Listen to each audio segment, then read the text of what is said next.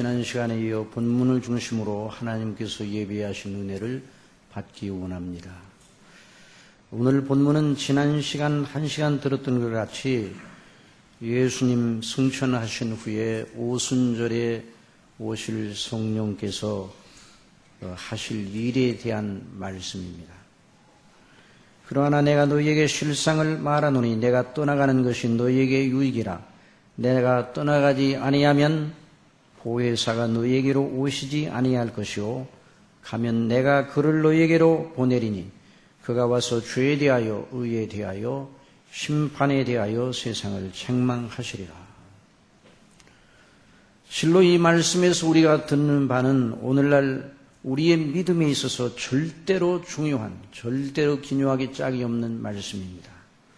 오늘날 현대 그리스도인들에게 있어서 가장 큰 문제가 무엇이냐 이렇게 묻는다면 성령께서 일하시는 방식에 대하여 잘 모르고 있다는 것입니다. 또 관심도 없다는 것입니다. 그러니 우리 예수님께서 구하라, 문을 두드리라, 찾으라고 말씀하시면서 약속해 주신 그 약속을 따라 성령님을 구하는 일을 할 리가 없습니다. 여러분 성령님을 구하시기 바랍니다. 그러니 예수 그리스도를 믿는 믿음을 자신들의 종교성의 연장선상에서 밖에는 생각하지 않습니다. 다른 종교를 믿는 사람들이 자기 종교를 믿는 방식처럼 예수 그리스도를 믿는 그것은 성경에서 말하는 믿음은 전혀 아닙니다.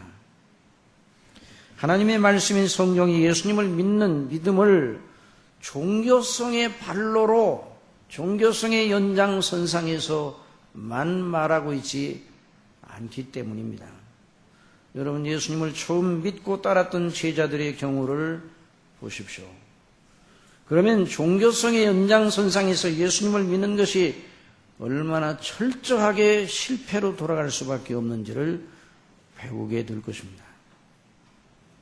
예수님을 믿는 모습을 보이던 가룟 유다는 중간에 그 예수님을 믿는 겉모양마저 버리고 사단이 그 속에 들어가서 예수님을 배반하며 결국 예수님을 은 30에 팔아넘기는 이런 엄청난 큰 악을 저질러 버리고 말았습니다. 다른 11 제자들도 그렇게까지는 하지 않았죠. 그러나 그들도 자신들의 의지나 종교성의 차원에서 예수님을 믿는 것을 끝까지 고집하였다면 절대로 예수님을 끝까지 믿고 따라갈 수 없다는 것을 우리는 말씀을 통해서 배우게 됩니다. 제자 베드로를 통해서 그 점을 분명하게 보여주셨습니다. 예수님께 대한 충성과 열심이 있어서 베드로는 가장 앞섰다고 스스로 장담하고 있었습니다. 잡히시기 전날 밤 최후의 만찬 속에서 베드로는 예수님께 자신의 결의를 보였습니다. 베드로가 대답하여 가로되 다 주를 버릴지라도 나는 언제든지 버리지 않겠나이다. 그러나 예수님은 그 말을 믿지 않았습니다. 여러분 예수님이 저와 여러분을 믿어주시면 얼마나 좋겠습니까? 그런데 본성에서 나는 열심을 가지고 하는 말을 예수님은 믿지 않으셨어요. 예수님께서 말씀하셨습니다. 내가 진실로 네게 이르노니 오늘 밤 닭 울기 전에 네가 3번 나를 부인하리라. 그러나 이 베드로는 그 예수님의 말씀에 아랑곳하지 아니하고 도리어 더 강한 어조로 힘주어 말합니다. 내가 주와 함께 죽을지언정 주를 부인하지 않겠나이다. 다른 제자들은 어떻게 하였습니까? 모든 제자도 이와 같이 말하니라. 성경 본문이 증거를 하고 있어요. 그 결과는 어떻게 되었습니까? 예수님의 말씀대로입니다. 예수님의 말씀대로 닭 울기 전에 베드로는 3번 주님을 부인하고 마지막에는 저주까지 하였습니다. 예수님은 물론 그들을 사랑하셨습니다. 그래서 베드로와 그 다른 열 제자 가룟 유다를 빼놓고 열 제자의 믿음이 떨어지지 않기 위해서 기도하여 놓으셨습니다. 그래서 그들의 믿음이 떨어지지는 않았습니다. 예수님이 그들을 사랑하십니다. 예수님이 저와 여러분을 사랑하십니다. 그러나 저와 여러분을 믿지는 않습니다. 이걸 잊지 말아요. 예수님의 이적과 표적과 권능을 보면서 우리가 다 예수님을 믿고 따르겠다고 하는 사람들이 많이 나타났습니다. 6월절에 예수께서 예루살렘에 계시니 많은 사람이 그 행하시는 표적을 보고 그 이름을 믿었으나 예수님은 어떻게 하셨는가? 예수님은 그 몸을 저희에게 의탁하지 아니하셨으니 이는 친히 모든 사람을 아시며 또 친히 사람의 속에 있는 것을 아심으로 사람에 대하여 아무 위에 증거를 받으실 필요가 없으십니다.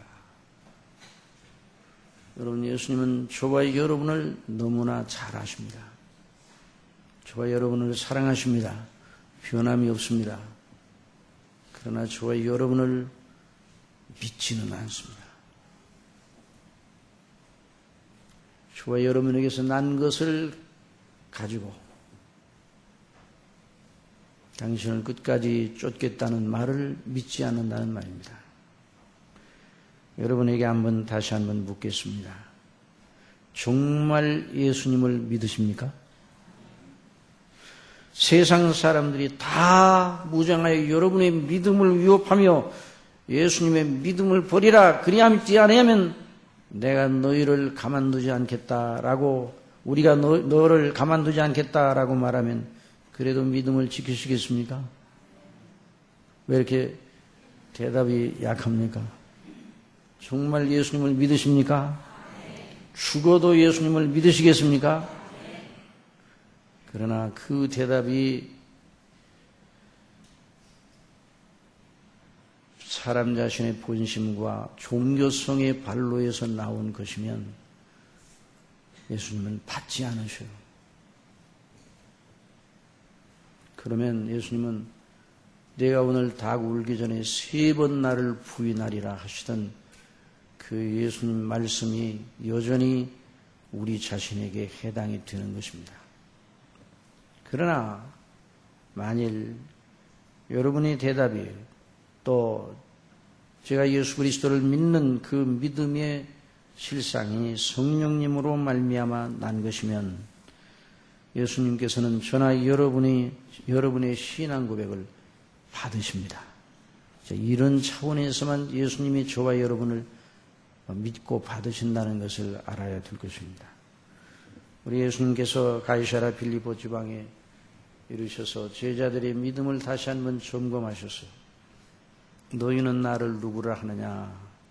시몬 베드로가 대답하여 가라사대 주는 그리스도시요 살아계신 하나님의 아들이시니라. 베드로가 그 고백을 하자 예수님께서는 너무 마음이 기쁘셔서 바요나 시몬아, 내가 복이 있도다. 이를 내게 알게 한 이는 혈육이 아니라 하늘에 계신 내 아버지시니라. 내가 내게 이르노니 너는 베드로라. 내가 이 반석 위에 내 교회를 세우리니 음부의 권세가 이기지 못하리라. 내가 천국 열쇠를 내게 주리니 내가 땅에서 매면 무엇이든지 매면 하늘에서도 매일 것이고 내가 땅에서 무엇이든지 풀면 하늘에서도 풀리리라.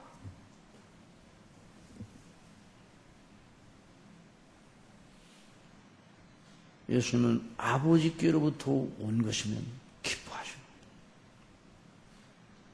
저와 여러분도 그렇게 예수님처럼 되기를 원합니다. 아버지께로부터 온 것이면 기뻐하시기 바랍니다. 그러나 우리 자신에게서 난 것이면 미워해야 됩니다.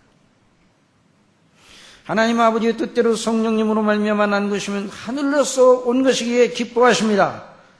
그러면 우리 자신이 아무리 연약해도 하나님께로서 난 것이 우리 속에 있다면, 그 믿음이 있다면 그 믿음을 보시고 기뻐하십니다.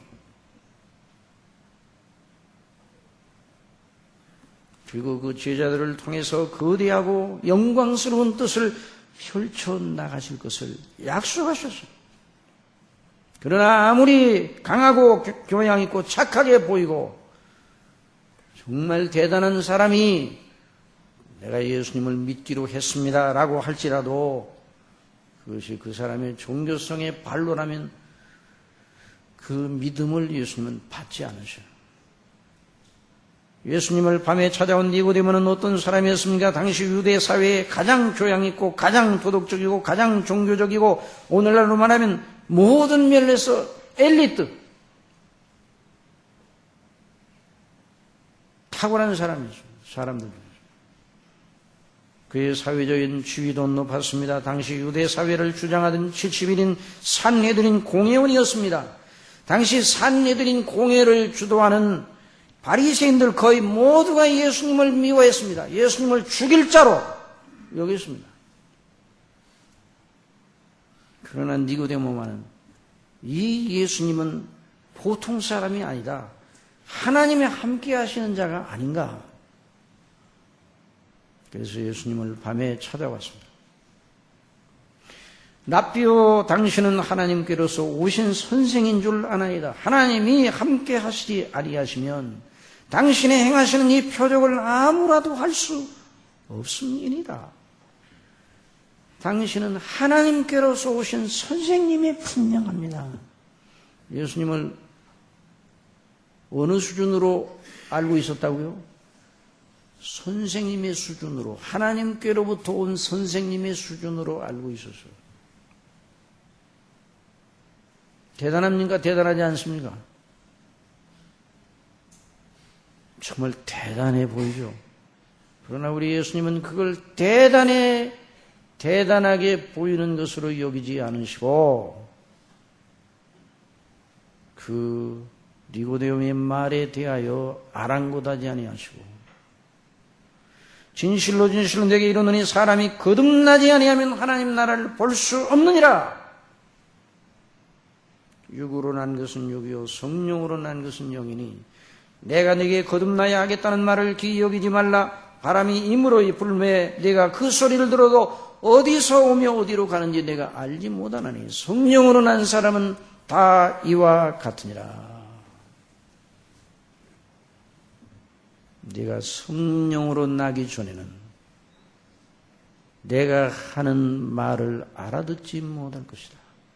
하나님 나라를 볼 수 없느니라. 성령으로 나지 아니하면 하나님 나라에 들어갈 수 없느니라. 니고데모는 그 예수님의 말씀이 무슨 말씀인지 도저히 이해할 수 없었어요. 니고데모의 높은 지성, 높은 교양, 높은 도덕성, 높은 종교성 그걸 다 동원해야 예수님을 이해하려 한다 할지라도 이해할 수 없었어요. 그래서 아니 사람이 늙으면 어머니 태 속으로 다시 들어가서 다시 태어나는 겁니까? 예수님의 말씀 앞에 그 니고데모의 지성이 완전히 망가졌어요.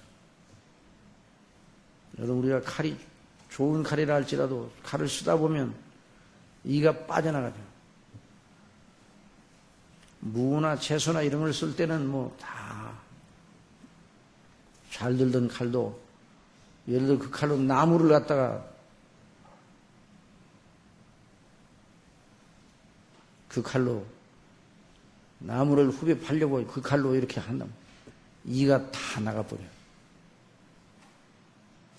그러면 저는 예수님의 말씀 앞에 니고데모의 지성이 이가 다 빠졌어요. 여러분 인간 수준은 언제나 그 정도의 수준밖에 되지 않습니다. 다시 한번 강조드립니다. 예수님을 인간 수준으로 믿지 마시기 바랍니다. 인간 수준으로 믿으면 안 된다는 것입니다. 저나 여러분 스스로를 다른 사람으로 여기지 말아야 돼요. 다른 사람과는 다르다. 다를 게 하나도 없습니다. 다르기를 원합니까? 성령의 충만을 받으시기 바랍니다.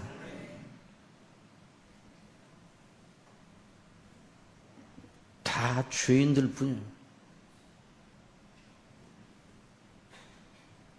영적 출생을 해야 사망의 잠에서 깨어나 영적인 눈을 떠야 새로운 사람이 되는 것입니다.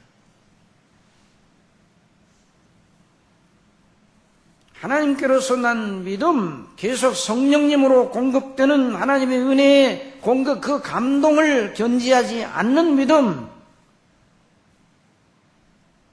그 믿음은 참 믿음이 아니에요. 하나님의 큰 일을 아무리 장담한다 할지라도 그건 하나님의 그 믿음을 통해서는 일하지 않으십니다. 그러나 하나님께로부터 난 믿음, 성령의 인도하심을 따른 믿음, 하나님을 영화롭게 하는 그 심령, 그 하나님께로부터 온 새 생명의 씨가 그 속에 들어가 있는 이 믿음, 그 믿음을 통해서 예수님은 말씀하십니다. 내가 진실로 너에게 이르노니 나를 믿는 자는 나의 일을 저도 할 것이요 또한 이보다 큰 것도 하리니 이는 내가 아버지께로 가느니라. 너희가 내 이름으로 무엇을 구하든지 내가 시행하리니 이는 아버지로 하여금 아들을 인하여 영광을 얻으시게 하려 함이라.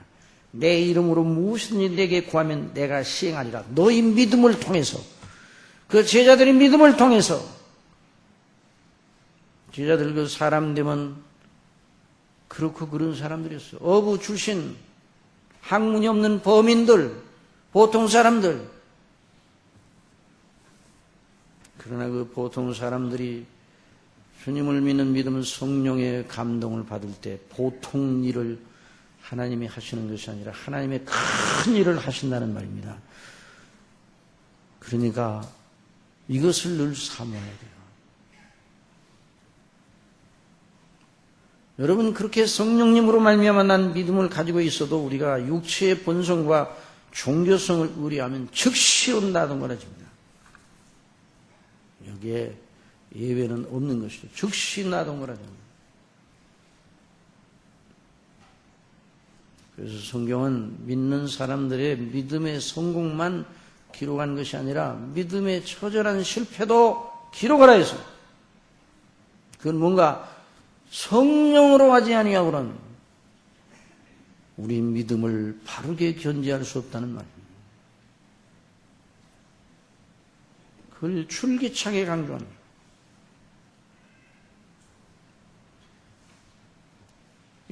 하나님께서 예수님을 통해 이루신 구속의 효력을 우리에게 적용하시는 성령님의 역사에 기반을 둔 믿음만이 참 믿음이라는 말이에요. 성령님의 역사를 통하여 난 믿음만이 구원받을 만한 믿음이라는 말입니다. 다른 믿음 가지고는 안 돼요. 우리의 열심, 우리의 결의, 그거 안 되는 것입니다. 부패한 것에서 무슨 생명이 나겠어요? 안 되는 것입니다.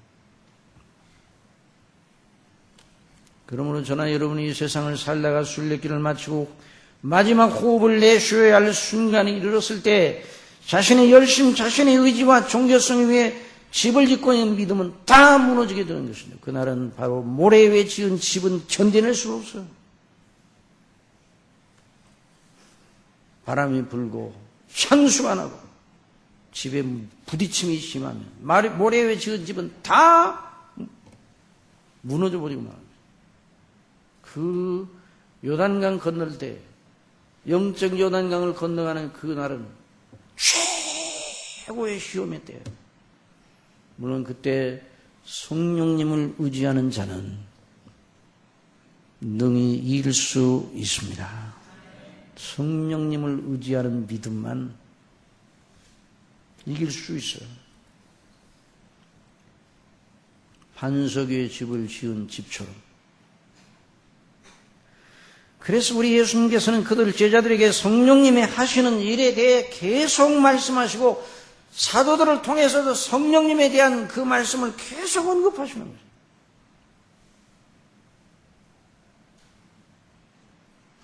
성경은요, 계속 하나님 아버지와 그 행사를 말하고 있어요. 계속 예수님과 그 행사를 말씀하고 있어요. 계속 성령님을 강조하고 있습니다. 그것이 성경입니다. 그것이 하나님 말씀입니다. 성삼위 하나님의, 그러니까 언제나 하나님 아버지와 주 예수 그리스도와 성령님을 의뢰하고 그 하나님을 바라보는 사람은 이길 수 있습니다. 그 사람이 이기는 사람입니다.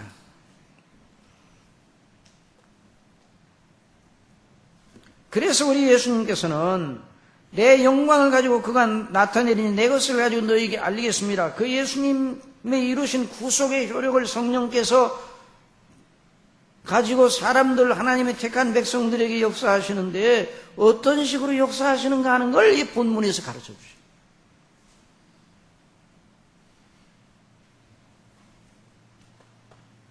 그가 와서 주에 대하여, 의에 대하여, 심판에 대하여 세상을 책망하시리라, 각성시키시라니. 책망이라는 건 잘못하고 있다는 게 잘못하고 있다는 거예요. 그러니까 주에 대하여 깨닫게 해서 뭐가 잘못되는가, 의에 대해서 깨닫게 하고 하나님의 심판의 엄중성에 대해서 깨닫게 하셔서 정신 차리게 만드신다는 거죠. 그러면 구체적으로 성령께서 그 일을 하실 때 어떤 경로를 통해서 그 일을 하시는가? 한번 따라해봅시다. 말씀을 통해서. 말씀을 통해서입니다. 여러분, 그러므로 말씀을 바르게 강론하는 일이 없고는 성령님의 그런 역사는 절대 일어날 수가 없어요. 그래서 사람들에게 듣기 좋게 사람들의 환심을 사고 종교성을 자극하고 정서를 터치하고 그래서 은혜 받은 양 해서 사람들이 기쁘고 좋고 즐거워하게, 그것은 성령께로부터 온 것이 아니에요. 그런 연장선상에서 예수님을 믿으면 그 믿음은 성경이 말하는 믿음과는 전혀 딴판인 것입니다. 말씀을 통해서 성령께서 일하십니다. 성령께서 오셔서 사도들이 성령 충만을 받게 하셨죠. 성령 충만을 받은 사도들이 행한 일은 무엇입니까? 한번 따라해 봅시다. 성경을 풀어 예수님을 증거하였다. 이것이 성령 충만한 사도들의 행사였어요. 예수님의 증인, 오직 너희가 성령이 너희에게 임하시면 너희가 권능을 받을 것이라고 해서 무슨 권능인가? 온 예루살렘과 온 유대와 사마리아와 땅끝까지 이르러 내 증인이 될, 나를 증거할 그 권능을 받게 될 것이다. 그 말씀이에요. 성경을 풀어 예수님을 증거할 때 말씀을 듣는 이들 속에 성령 충만한 사도들이 성령을 풀어 예수님을 증거할 때 그 말씀을 듣는 이들 속에서 주에 대하여, 의에 대하여, 심판에 대하여 각성하시는 성령님의 역사가 나타났다는 말입니다. 그래서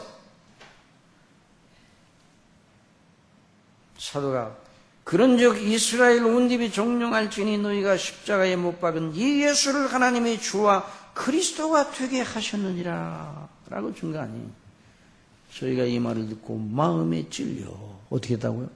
마음에 찔렸다고요. 마음에 찔려. 베드로와 다른 사도들에게 물어 가로되 형제들아 우리가 어찌할꼬. 여기 어찌할꼬라는 말은 그럼 어떻게 하란 말이야? 뭐 이 정도가 아니에요. 아주 절박하게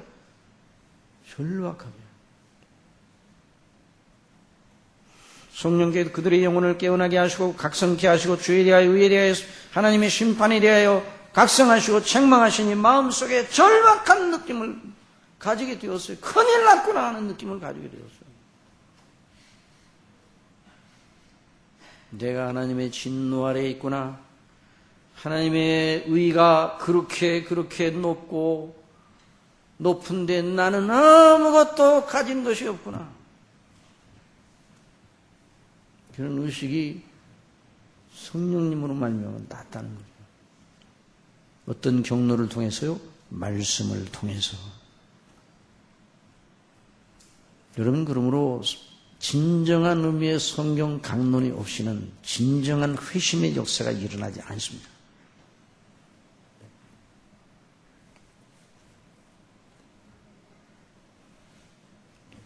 그 설교는 성경적이지 못한데 굉장히 많은 큰 교회 성장을 이루었다. 그건 하나님께로부터 온 성장이 아닙니다. 여러분, 성령님은 진리의 영이십니다. 진리의 영이시기 때문에 진리를 따라서만 일하십니다. 여러분, 그러므로 진리의 말씀을 붙잡으시기 바랍니다. 진리의 말씀만 듣기를 원하시기 바랍니다. 저나 여러분이 마음에 맞는 것이 주어지는 걸 원하지 말고 하나님의 진리에 맞는 것을 듣기를 원해야 돼요. 그래서 개혁주의 전통에서 칼빈 이후 개혁주의 전통에서는 진정한 설교가 없이는 진정한 구원도 없다는 그런 의식이 계속 내려온 것입니다. 교회사 시대 중에서 영적인 회심, 각성, 부흥의 진정한 시대, 초대교회는 말할 필요도 없고 종교개혁 시대, 청교도 시대, 그리고 18세기 영적 각성 시대, 그리고 참된 부흥이 일어나던 19세기, 20세기 시대, 우리나라 평양대 부흥이 일어났던 1907년, 그리고 영국의 웨일즈 부흥이라 1905년대 그 모든 그 당시에 그 부흥의, 영적 부흥의 이 회심과 각성, 막 회개가 일어나고 예수 그리스도를 믿는 그 믿음에 대한 새로운 각성이 일어났을 때에 그때에 증거된 말씀들을 보면 전부 다 성경적이었습니다. 성경을 그대로 강론하는 것이었습니다.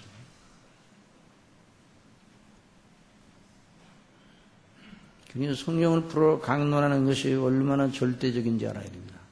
한번 따라합시다. 더디더라도 성경적이어야 한다. 더디더라도 성경대로 가야 돼요. 그래서 사도가 성령 충만할 때 가장 먼저 하는 것이 성령을 풀어 그리스도 예수님을 증거할 능력을 받게 된 것입니다.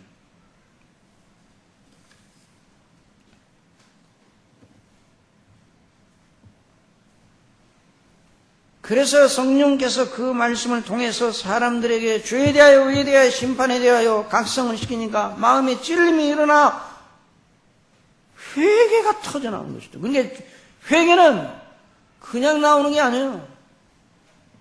참된 회개는 거듭난 사람의 심령 속에, 영적 잠에서 깨어난 사람 속에서 일어나는 것입니다.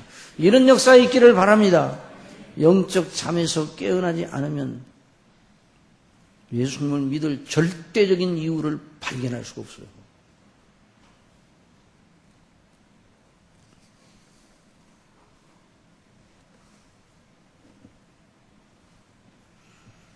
예수님이 말씀하십니다. 죄에 대하여라면 저희가 나를 믿지 아니하며 의에 대하여라면 내가 아버지께로 가니 너희가 다시 나를 보지 못하며 심판에 대하여라면 이 세상 임금이 심판을 받았습니다. 자 보세요.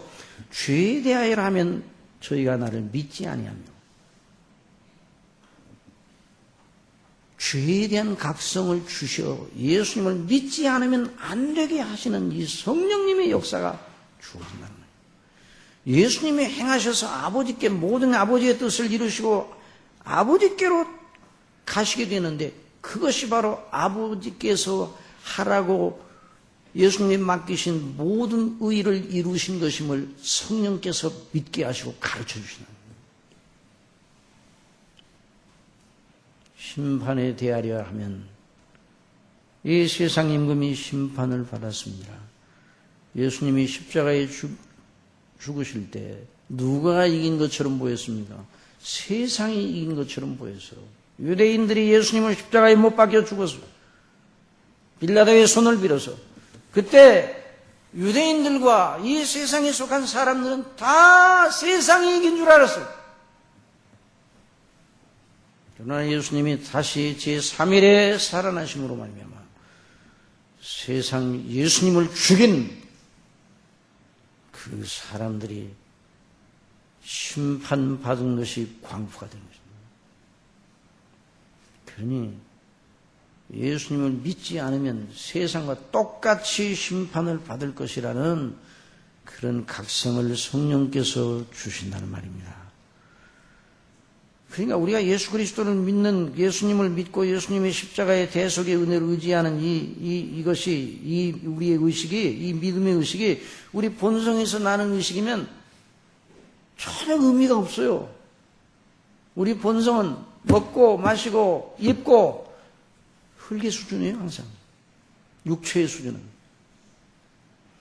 그 하나님께 대한 눈이 열려, 그러니까 죄에 대하여, 의에 대하여, 심판에 대하여라는 하나님 앞에 무엇이 죄인가? 하나님 앞에 무엇이 의인가? 하나님의 심판이 얼마나 엄중한 것인가? 하나님에 대한 눈이 열리는 것이죠. 여러분, 살아계신 하나님에 대한 눈이 열리는 이런 역사가 정말 성령님의 역사인 줄 믿으시기 바랍니다. 그래서 이걸 늘 구해야 돼요, 하나님 앞에. 주여 내 영혼을 눈을 열으시사 하나님을 보게 하여 주시옵소서.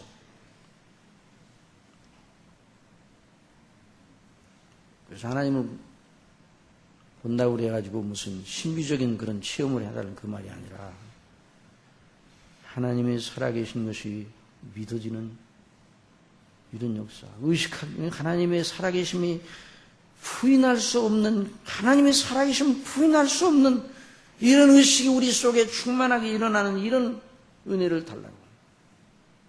그래서 하나님을 아는 참된 지식이 주어집니다. 그리고 하나님 앞에 자기 자신이 누구인가를 아는 그런 의식이 생기는 거예요. 여러분, 하나님을 알지 못하면 자신도 모릅니다. 철학자들이, 또 소크라테스가 너 자신을 알라. 소크라테스에게, 만약에 오늘 여기 소크라테스가 여기 있다면 제가 그 소크라테스에게 묻고 싶어요. 당신은 당신 자신을 알았는가? 몰라요. 창조주를 모르면 자기를 알 자가 없습니다. 칼빈이 기독교 강연 맨 첫 장에서 그걸 말해요. 하나님을 알아야 자신을 안다.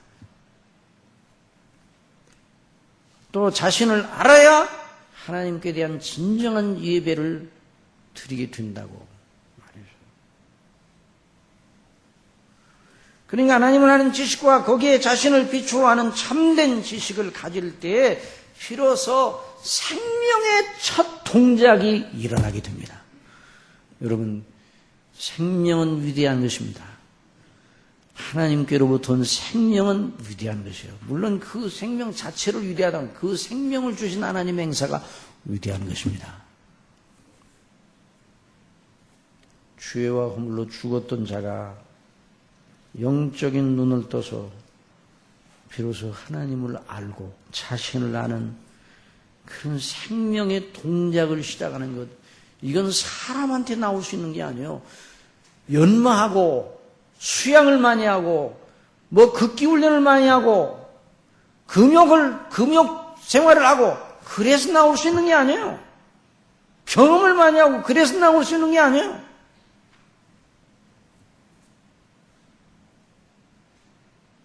어떤 분은 그래요.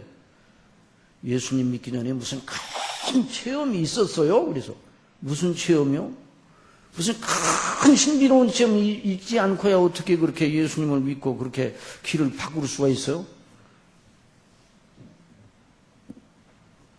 그런 질문을 던지는 사람들은 큰 체험, 정말 예수님을 믿게 된 큰 계기가, 물론 하나님께서 그런 계기를 사람마다 다 다르게 해주시죠.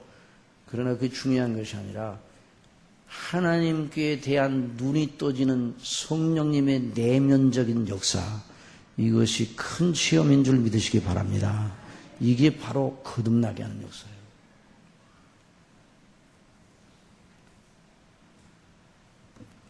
그전에는 살아계시 역사하시는 창조주 하나님을 전혀 의식하지 못해서요.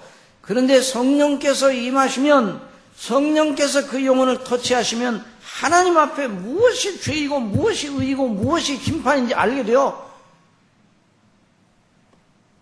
깊은 사망에 잠에서 깨어나서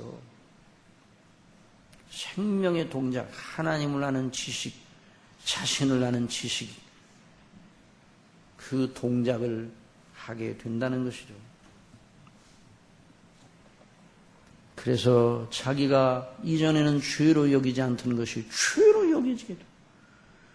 이전에는 그것 때문에 부끄러운 적이 없는데 그걸 생각하니 부끄러워 견딜 수가 없어요. 그리고 나는 하나님 앞에 의로운 판단을 받을 만한 기대를 해서는 안 되겠구나. 하나님의 심판의 기준이 얼마나 무섭고 높은가를 알게 되고 내가 그 앞에 아무것도 내세울 것이 없다는 것을 알게 되는 거예요. 그래서 여러분, 성령께서 거듭나게 하시면 그 자체가 위로가 되는 것이 아니에요. 잘 들으셔야 돼요, 이 대목을. 성령께서 거듭나게 하시면 금방 위로감이 막 넘치고 그렇지 않습니다. 성령께서 거듭나게 하시면 생명의 고통이 느껴지기 시작하는 것이죠. 그전에는 하나님 앞에 무엇이 의롭고 무엇이 죄이고 무엇이 선악간에 옳은 것인지 자신의 기준으로 판단을 하였어요. 그러나 이제는 기준이 다 누가 기준이 되는 겁니까? 하나님이 기준이 되는 거예요. 천지만물을 창조하신 하나님이 기준이셔요. 하나님께서 보실 때 의로운 것이 의예요. 하나님께서 보실 때 뭘 죄라고 하시는지 또 하나님의 심판이 어떠한 것인지 그걸 알게 되니 고통을 느끼기 시작하는 거예요. 고통. 이 고통은 이전에는 전혀 느끼지 못하던 고통이었어요. 마음이 찔려. 이 고통이에요. 고통. 찔려. 마음이 찌르는 이 고통이에요. 여러분 설교 들을 때 말씀 들을 때 그런 찔림이 여러분 심령 속에 올 때 목사님이 나를 치는구나. 그러면 안 됩니다. 성령께서 역사하심을 믿으시기 바랍니다. 조일리키 목사님이 한번 우리 세미나에 오셔가지고 말씀을 하시는데 월요일날 아침 어느 분이 초인종을 했어요. 누구세요? 그 교회 성도님이세요. 그런데 얼굴이 우락부락 해가지고 왜 오셨습니까?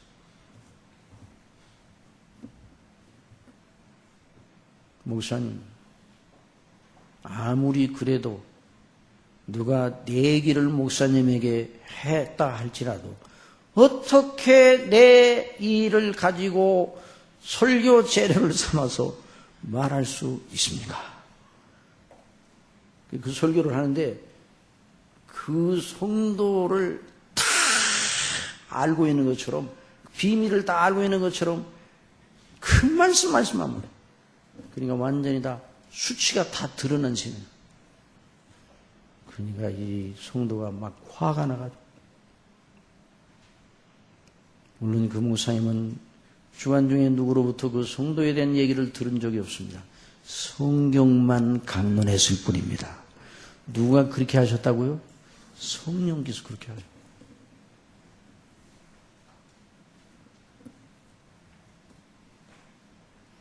하나님이 정말 살아계셔 나를 판단하신다 해도 이전에는 나를 아주 나쁘게는 보시지 않을 거야. 내가 다 완전하지는 못하지만 그래도 좋은 점도 있잖아. 이런 식으로 적당하게 얼버무리고 자기를 위로했어요. 그러나 말씀을 통해 일하시는 성령님으로 말미암아 영적인 눈을 떠지니까 하나님이 누구시고 그 앞에 자신이 얼마나 큰 죄인가를 알게 되었어요. 그리고 하나님의 심판대 앞에 설 자신이 얼마나 초라하고 큰일 났다는 생각이 그때 들었어요. 큰일 났네. 나는 큰일 났네. 나는 망하게 되었네. 나는 망하게 되었네. 분명히 지옥이 있으면 나는 지옥에 갈 수밖에 없겠네. 나는 하나님 앞에 아무것도 내세울 것이 없네. 물론 그런 생각이 들어오면 이런 시도도 하기는 합니다. 그래 열심히 계명을 지켜서 의의를 쌓아가지고 하나님 앞에 나갈 준비를 해야지 이런 생각을 한동안 할 수가 있어요. 그런데 금방 정죄감에 떨어지게 됩니다. 왜냐하면 이전에 죄가 무엇인지를 생각하던 이전 기준으로 보면 굉장히 착한 일이에요. 그런데 하나님의 성령께서 죄에 대하여, 의에 대하여, 심판에 대하여 깨닫게 해주신 그 기준으로 볼 때는 턱도 없이 못하니까 절망감에 또 떨어지고 마는 것입니다. 그래서 어쩌면 좋을까? 내 영혼의 영원한 장래에 나는 어쩌면 좋을까? 이런 생각이 들어 어떻게 하면 이 곤궁에서 빠져나갈까? 오라, 나는 정말 불쌍한 자로구나. 주여 나를 불쌍히 여기시옵소서. 그때부터 하나님의 자비를 구하게 되는 것입니다. 내 영혼이 살 길이 무엇인가? 이전에는 영혼이 사는 거 그런 생각도 없었어요. 먹고 마시고 입고 그리고 세상에서 주는 즐거움을 누리고 뭐 그렇게 하면서 남들과 살고 남 부럽지 않게 사는 것이 나의 삶의 최고의 목적이야. 그렇게 생각하는 성령께서 거듭나게 하시면 다른 문제보다도 하나님과 나와의 영원한 관계가 그 심령을 붙잡는 중심이 되는 겁니다. 이런 일이 일어나는 사람이 복이 있습니다. 그런 일 없으면 날마다 예수님의 이름으로 뭘 구하는 거 아니? 먹을 것과 입을 것과 마실 것의 차원의 것을 계속 열심이죠. 물론 하나님이 먹을 것도 주시고 마실 것도 주시고 입을 것도 주시는 분이 하나님이셔요. 그러니까 그게 구하는 게 아주 잘못된 것은 아니다. 그렇게 말할 수 있을지 몰라요. 그런데 그건 다른 종교인들이 구하는 것과 똑같은 거예요. 아니, 다른 종교인들도 그 차원보다는 높아요. 어떤 사람들은. 그래서 사람이 거듭나면 외적인 조건이 넉넉해도 나는 망하게 되었구나 이런 생각을 하게 됩니다. 외적인 조건이 자기를 굉장히 압박하는 그 가운데서도 이 문제는 여기다 놓고 이거보다 더 큰 문제가 내가 이 영혼이 살고 하나님과의 영원한 관계가 최고의 문제야. 이런 의식이 들어오는 겁니다. 이것이 바로 성령께서 주시는 의식입니다. 그러니까 이런 절박감 가운데 있어야 예수님을 절박하게 믿는 겁니다.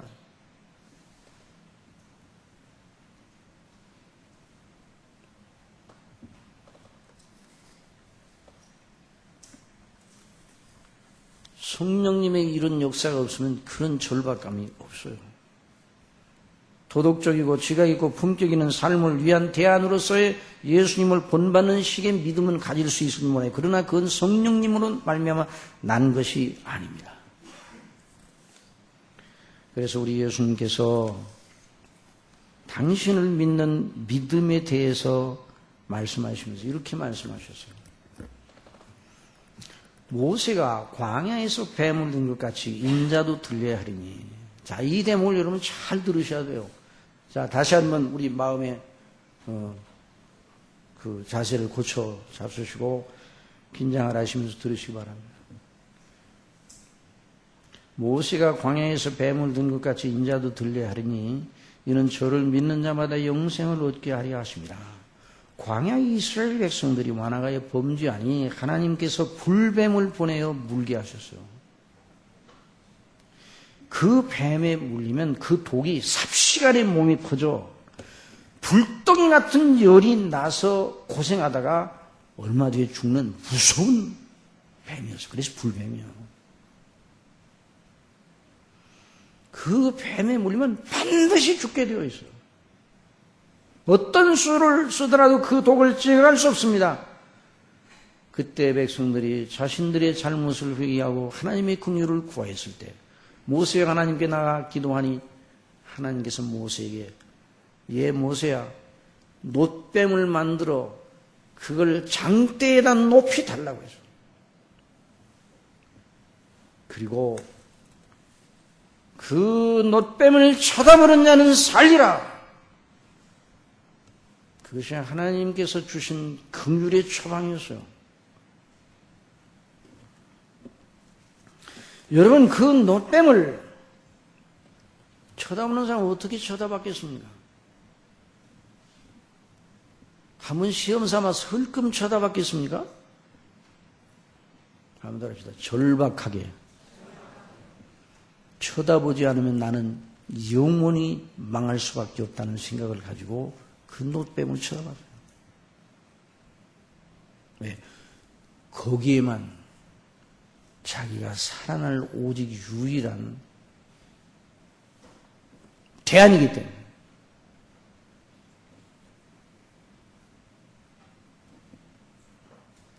여러분의 믿음이 그런 절체절명의 절박감, 간절함의 의식, 이 예수님이 아니고 나는 영원히 망할 수밖에 없어. 나는 영원히 하나님의 진노에 지옥불에 던져질 수밖에 없고, 나는 정말 망할 수밖에 없어. 정말 예수님 그분이 나를 위해 행하신 그 일이 나의 영원한 생명의 보장이 되는구나. 성령의 감동하심을 받아. 그래서 예수님을 믿는 그 믿음이 진짜 믿음입니다. 그 믿음이 구원받을 만한 믿음이에요. 그 믿음이 아니면 다른 건 다 가짜예요.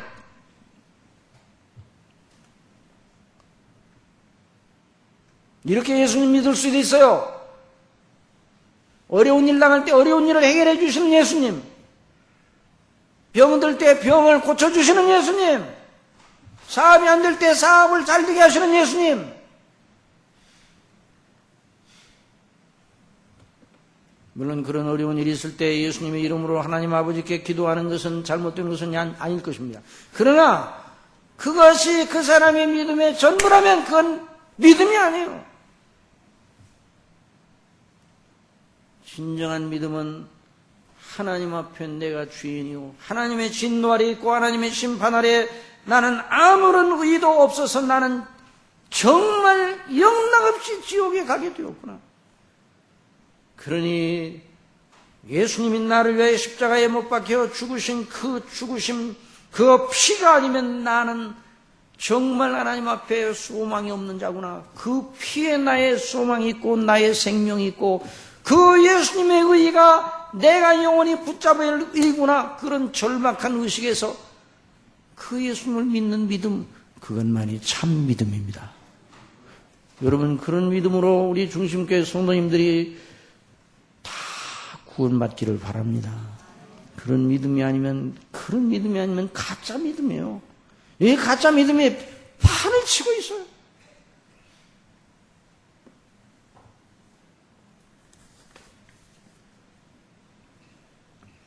영원히 사느냐 죽느냐, 영원히 하나님의 심판 아래서 지옥을 가느냐, 아니면 영원한 하나님 나라의 영광 속에 아버지의 집으로 가느냐, 이것이 내 인생의 관건이다. 이 문제가 해결되지 않고는 나는 아무 그 어떤 위로도 내 마음을 채울 수 없다.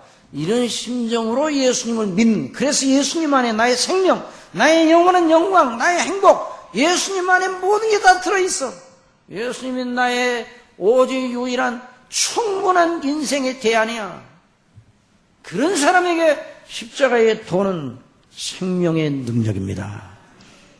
그렇지 않고는 십자가의 도는 지루하게 짝이 없는 것이 되는 것이죠. 십자가의 도가 멸망하는 자들에게 미련하게 보인다. 구원은 우리에게는 능력이에요. 구원의 능력. 여러분 믿습니까? 십자가의 도가 아니고는 구원받을 수가 없다. 성령께서 바로 그 절박한 의식을 우리 심령 속에 주시어 죄가 무엇인가, 의가 무엇인가, 심판이 무엇인가 각성하여 깨닫게 해주셔 정신 차리게 해서 예수님을 바라보고 예수님 안에 나의 모든 영원한 영광이 들어있다는 것을 알게 될 때, 그 믿음은 죽어도 죽지 않은 믿음입니다.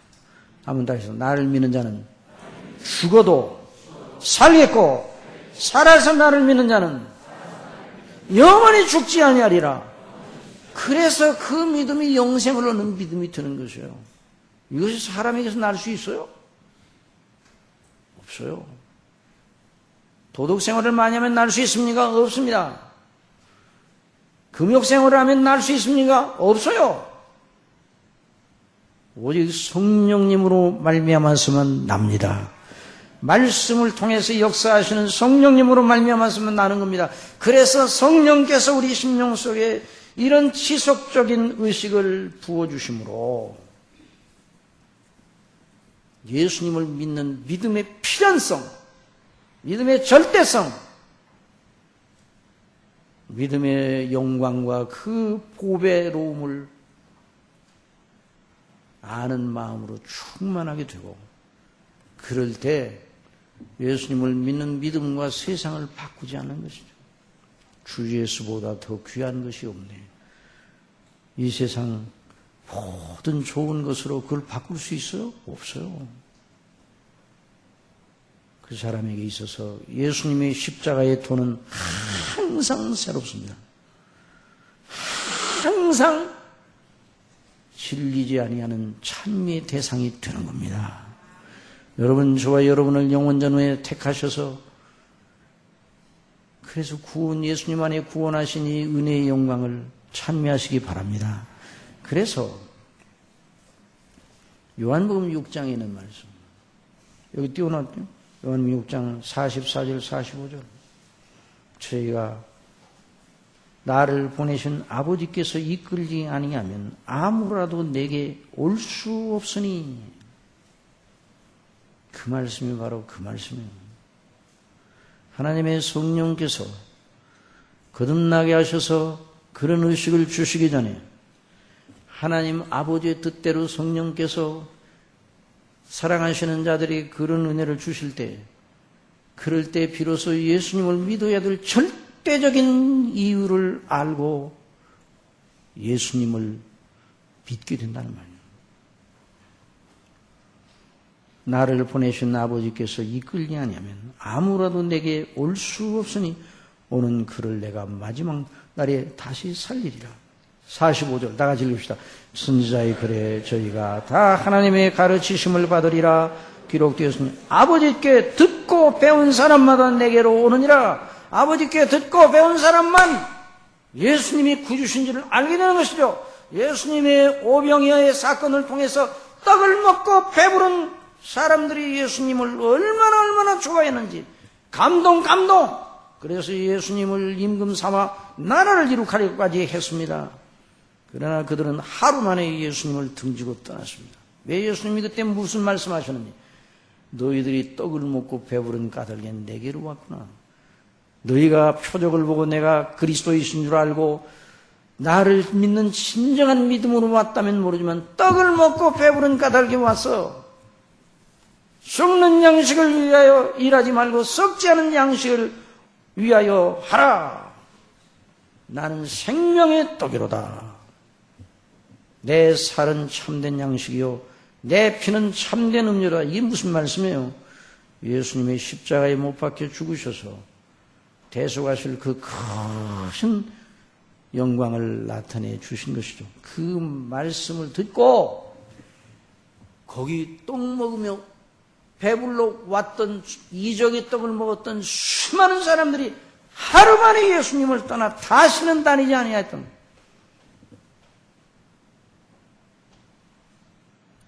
오늘 교회 안에 예수님의 이적의 떡을 바라고 지금도 이적의 떡을 먹고 배부를 소망을 가지고 계속 교회를 출석하는 사람들이 너무나 많다는 것이죠. 존 메가드 목사님은 그래서 오늘 현대교회의 메시지가 십자가의 도를 전하지 아니하고 이적의 떡을 만들어 주시는 예수님을 계속 전하고 있다는 거예요. 그 집단 배도가 일어나고 있다고 해요. 예수님이 오병이어를 그 축복을 하신 것은 예수님이 구주 되신 생명의 떡 되시고 영생을 주시기 위해 자신의 목숨을 대속물로 버리실 그 놀라운 구세주라는 것을 나타내는 표적이었어요. 여러분, 떡을 먹고 배부르게 하시는 예수님이 아니라 저와 여러분을 위하여 자신의 살과 피를 내어주신 대속의 주님을 바라시기를 바랍니다. 성령 충만하여 바로 그 속에 저와 여러분의 영원한 영광과 생명이 있는 것이죠.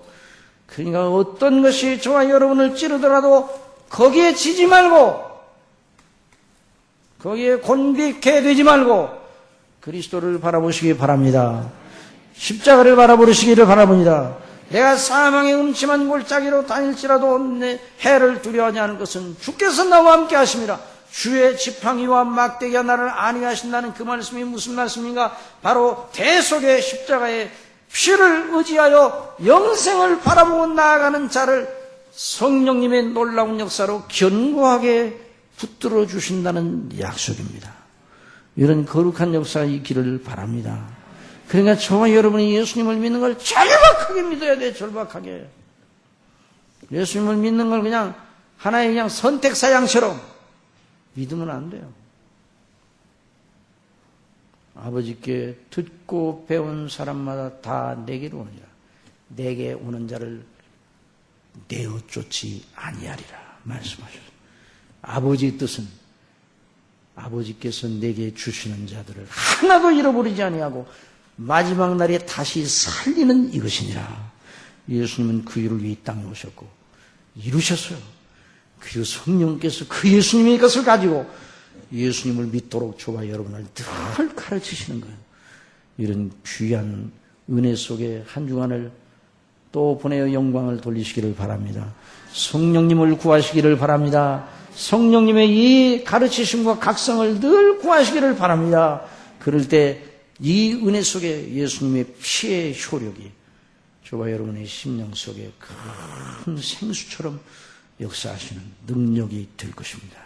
기도하겠습니다. 사랑하시는 아버지 하나님, 저희들을 사랑하시되 저희가 원하는 방식대로 사랑하지 아니하시고 하나님께서 전지전능하신 하나님, 자비하신 하나님, 무한하신 하나님이 보시기에 합당하고 저희로 영원히 복된 방식으로 저희를 사랑하셔서 독생자 예수 그리스도를 아낌없이 저희를 위하여 내어주신 그 아버지의 사랑하시는 그 방식, 대로 저희들을 날마다 대우하시고 인도하시는 아버지, 오늘 성령님의 거룩하신 역사를 듣게 해주셨으니 저희들이 늘 성령님의 감동하심을 늘 구하는 저희들이 되게 하여 주옵소서. 그래서 늘 예수님을 믿는 믿음이 억지가 아니라 절박한, 그리고 너무너무 기쁘고 영광스러운 그런 귀한 성령께서 주시는 기쁨이 청량할 수 없이 넘치는 그런 믿음의 역사가 우리 속에 계속 일어나도록 주장하여 주옵소서. 어린아이들 속에 그와 같은 믿음 일으켜 세워 주옵소서. 학생들 속에, 장년, 노년들 속에 그와 같은 믿음을 불어넣어 주시옵소서. 그래서 소망 중에 나아가며 세상을 이기고 내 속에 있는 죄의 정욕을 이기고 사단의 시험을 이기고 늘 승리하는 한 주간이 될 수 있도록 아버지, 우리 사랑하시는 주님의 모든 백성들을 붙잡아 주옵소서. 예수님의 이름으로 기도드리옵소서.